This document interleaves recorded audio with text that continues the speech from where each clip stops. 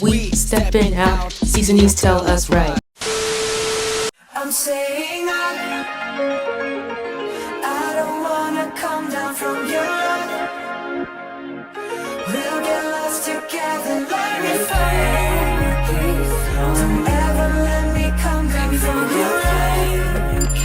From your love. From your love. Hey everyone, it's BRICzennie. Welcome back to my channel. In today's video, I'll discuss the best and worst eras of each group that I stan, according to me of course. I figured this would be a really good, fun way for you guys to get to know my current stan list and to also give you a feel for what types of songs and concepts I like. I'm sure you know what a K-pop era is, but just to clarify, I will be focusing on title tracks to define each era. Of course, this is an opinion-based video, so feel free to disagree. I stan all of these groups in this video is just for fun, but feel free to let me know what you think of my best versus worst eras, and tell me the best and worst eras of the groups that you stan in the comments. I also want to take a moment to thank my channel members. First of all, my two newest members, Nightskin Nihonjin and Mariam Muhammad. Thank you so much for joining and becoming a channel member. It means a lot to me, and I hope that I can keep making content that you enjoy. I also want to thank my other lovely channel members, Vermilion, Misa, Panda Dami aka Cozy, and Kaylin Caster. You guys are truly the best. Thank you so much for the support. Now, without further ado, let's get right into the video. You'll always be my favorite. Alright, so I'm not BRICzennie for nothing, right? 127, my favorite NC2 unit, is first up. This one was a difficult one for me because I absolutely adore Sticker era, although a lot of y'all aren't Neo enough and just don't get it. Sticker was great because it was very experimental, eccentric, and very Neo. It's still a title track that I love and often revisit and listen to again and again. However, I have like this emotional attachment to Favorite that I can't even describe. Everything from the concept photos to the story of favorite films they did to the music video and song itself was just perfect to me. The heavy-hitting, layered, harmonized vocals on the chorus during the saranghae do saranghae part gets me every time, and on top of that, the styling was just immaculate. The Neos looked like 18th century vampire princes straight out of a fantasy novel. I also loved the choreography. If you want to hear me talk about Favorite in detail, I recommend you check my video on it, which I'll link here. But yeah, I love Favorite, and I don't know if any future 127 era could ever top it for me. Even though they are coming back in September, and Taeyong has said that this upcoming title track is his favorite 127 title track thus far, I do trust Taeyong, but I guess we'll just have to wait and see.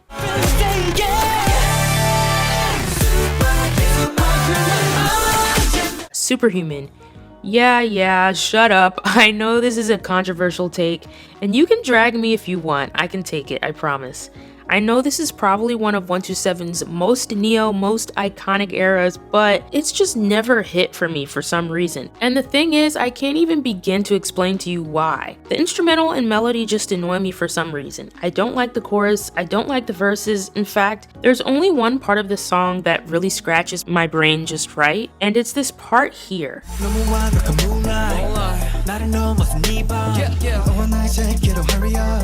Jaehyun and TY track truly ate right here, but not even those two could make me like this song. Please forgive me, seasonies. An honorable mention for the worst 127 era is Limitless. They're really lucky this song slaps. Taeyong, vocal fry, and all, because the styling was absolutely dreadful. I couldn't make this video without giving Limitless the lashings it deserves, because that would be a disservice to NCT.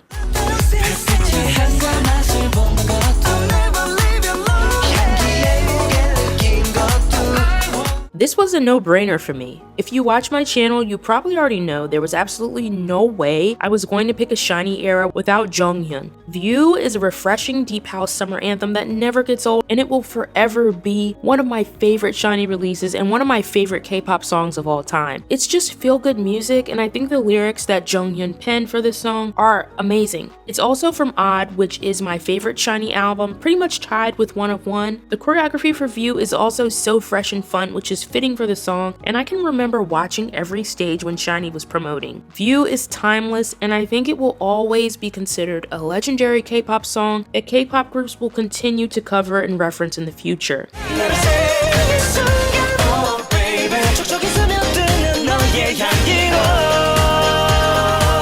I I know, Shawls, I know, I'm sorry, I'm so sorry, please forgive me. You're probably thinking, Brie, you hate fun. And when it comes to Married to the Music, you're right, I do. First of all, SHINee's discography is god tier, so it's hard to pick a worst era in general, but I just can't get into Married to the Music, even 7 years later. I know the song is very funky and camp, which is what SHINee does best, but I just don't like the song. I love the music video though. I think it's very unique and eccentric, which we know SHINee does well, but not even a cute concept like this could win me over. Sorry. I almost picked Don't Call Me for worst era since I hated the song initially, but over time, the song grew on me, and I can now proudly say that I am no longer a Don't Call Me anti. I find the chorus addicting now, and let's be real, Taemin did what he needed to do during the bridge. Dem joints, I see the light now, forgive me for my crimes.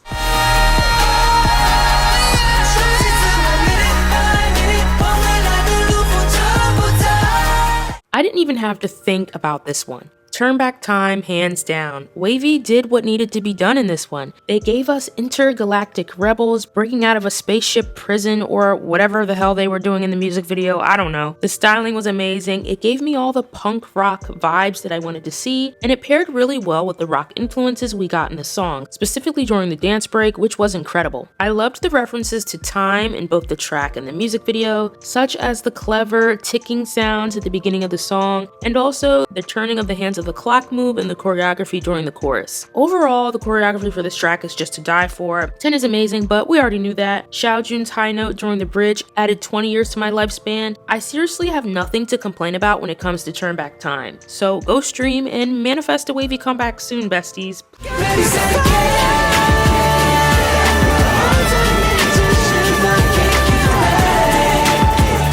So I'm not saying that Kickback is a bad song per se, I just truly think it's WayV's weakest title track. They have so many good heavy-hitting title tracks, and I feel that Kickback just pales in comparison. I think it's an easily forgettable song in WayV's vast discography that has so many great songs, and I find the chorus to be boring and repetitive. Maybe if the production team switched something up here, I would have liked the song more. I don't know. Overall, I just find Kickback boring, and it just leaves me saying, okay.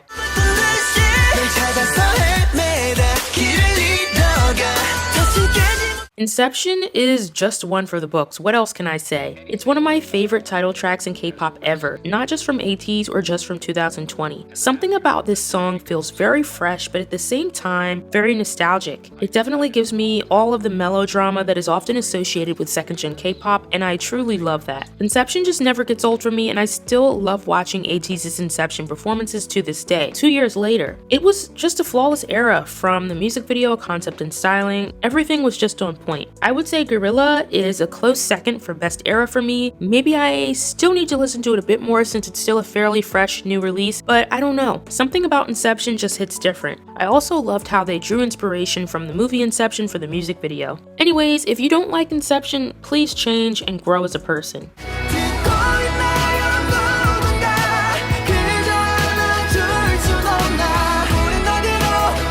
I appreciate ATEEZ for deciding to switch it up with a slower tempo song, but Turbulence is definitely my least favorite title track. It's not even that I just want the high tempo, noisy, hype, energetic sound from ATEEZ, because I also adore songs like Be With You, a ballad, as well as One Day at a Time and Mist. And this might be an unpopular opinion, but Zero Fever Epilogue is my least favorite part of the Fever series, and I think Fever Part 1 was by far the best. I guess when compared to ATEEZ's other title tracks, Turbulence is the most forgettable for me. I get that it was meant to signify the end to an era, but it just isn't my cup of tea. No offense to SLAYTEEZ, of course. I'm the one.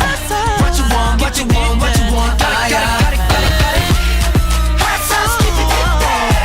I don't know, the Dreamies put crack in this song. I just find everything about it to be so addictive, and this is coming from someone who listens to the Dreamies the least out of all of the NCT units. I love the heavy bass that's apparent throughout the song, and the sample they used, in addition to the guitar to give it this summer Latin feel. It's such a fun summer anthem, and you can't deny the Gola My Dish choreo caught on quickly and had all of the K-pop stands in a chokehold. The Dreamies did what needed to be done, rent was due.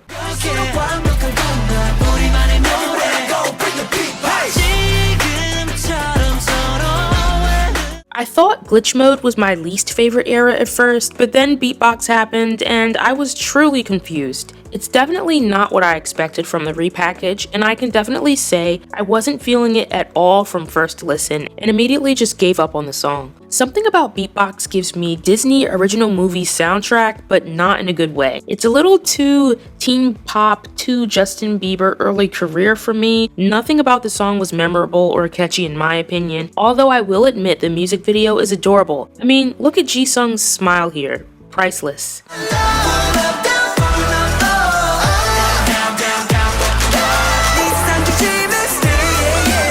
The BOYZ is a fairly new addition to my stan list, and I'm pretty much in love with their discography and their overall image and concepts. My favorite era is definitely Reveal. I think it's their best title track to date. Back in 2020 when this song dropped, I remember playing it on repeat and just being in awe of the music video. I think the lyrics are beautiful with nods towards werewolf lore and the idea of revolving around someone like the sun but not being able to get too close. The song has all of these cool, intricate layers, and it overall has a very deep, mysterious soundscape that hooked me from the first listen. I also loved the styling during this era as well as the choreography. I remember watching a bunch of the Reveal stages and being like, wow, this group is so synchronized and they're all such great dancers. I consider this to definitely be one of the BOYZ' most iconic eras, and I'm sure it brought a lot of new doppies into the fold.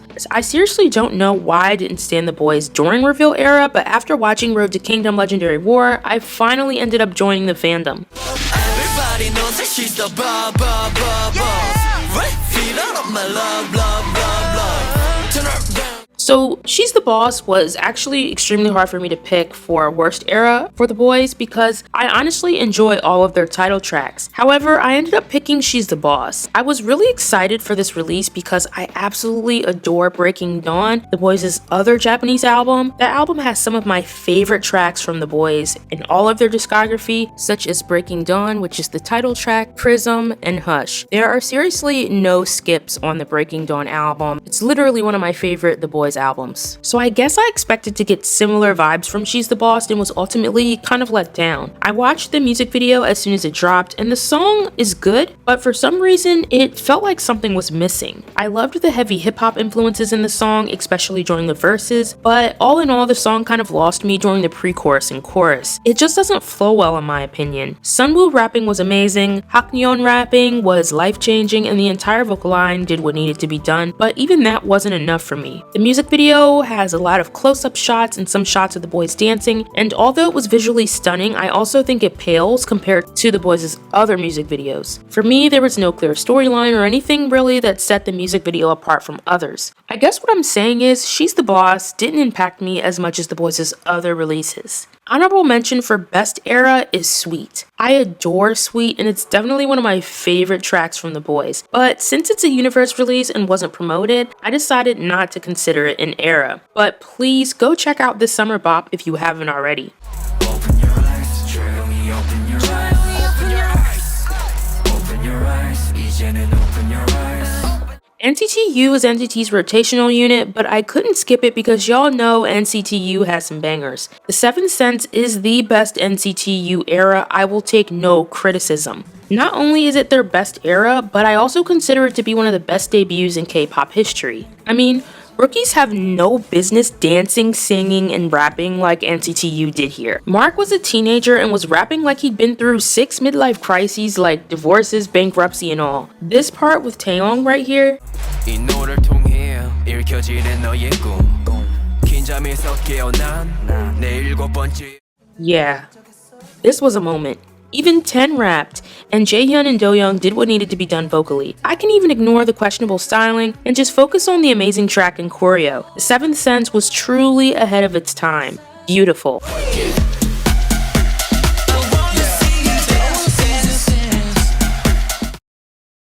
We stepping out, seasonies tell us right. I know, Work It brought us a lot of very iconic things. We got Skater Boy Johnny with a weave, rest in peace Johnny's blonde weave. We got some of the most immaculate styling in all of NCT's history. I mean, everyone looked amazing in the music video. The music video itself is really fun, and that's why I'm so disappointed. I absolutely love the music video, but in my opinion, when it comes to NCTU's title tracks, Work It is the weakest link. I listened to it initially when the song came out, and I was just like, okay, I love this rotational unit. Like, I love the combination of Johnny, Hendry, Jungwoo, Ten, Yuta, Jisung, and Jaemin. I was really excited to see the combination. I think it worked well together, being that NCT U is a rotational unit, so you never know what you're gonna get with each unit. But the song just wasn't for me, and I get that it's meant to be a fun, rave, EDM type party song, but I just wasn't feeling it. And now that I think about it, I'm also an NCT U birthday party anti, and this song reminds me a lot of Birthday Party. Maybe there's some sort of connection here. Yes, the song is fun, rip Skater Boy Johnny, but Work It is definitely my least favorite NCT U title track. So that's it for the best and worst eras of groups I stan. If you think I don't like fun, make sure to tell me in the comments. Also, tell me the best and worst eras of the groups you stan. Or if you agreed or disagreed with any of my choices, let me know in the comments as well. Make sure to subscribe and ring the bell if you haven't already, and stay tuned if you want to see part 2 of this video. Thanks for watching, and I'll see you next time.